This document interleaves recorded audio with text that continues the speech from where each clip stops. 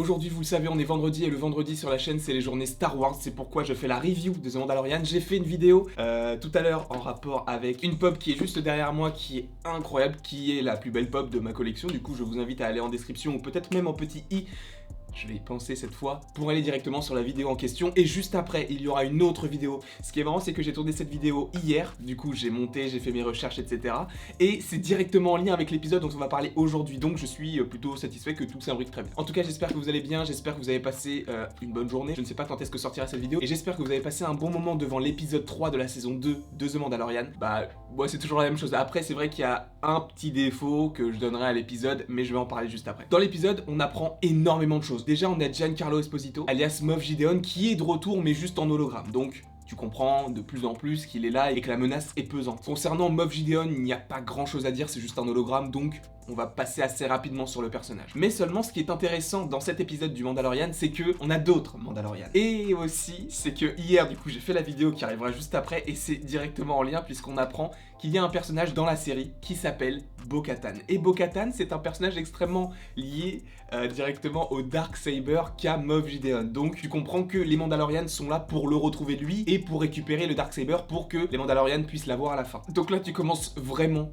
plus à rentrer dans l'histoire du Mandalorian, de savoir pourquoi est-ce qu'il fait ça, de savoir contre qui il se bat vraiment.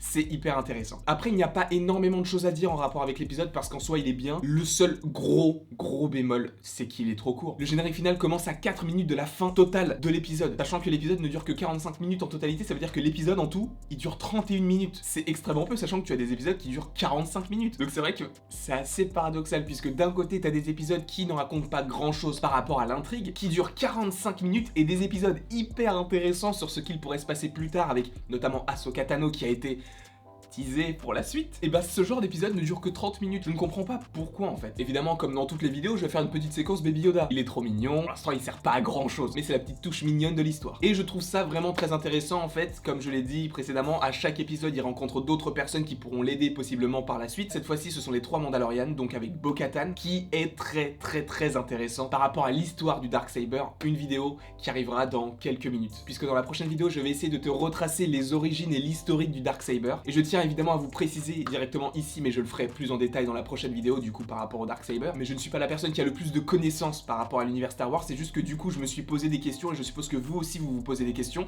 Donc j'ai fait mon petit travail de recherche. Je tiens à dire que j'ai fait juste mon travail à mon échelle de tout petit connaisseur, et donc je ne suis pas forcément rentré dans tous les détails, mais j'ai essayé de construire un récapitulatif de l'histoire et j'espère que ça vous plaira. Mais justement, en faisant cette vidéo sur le Darksaber, j'ai pu comprendre tout ce qu'il s'est passé dans l'épisode 3.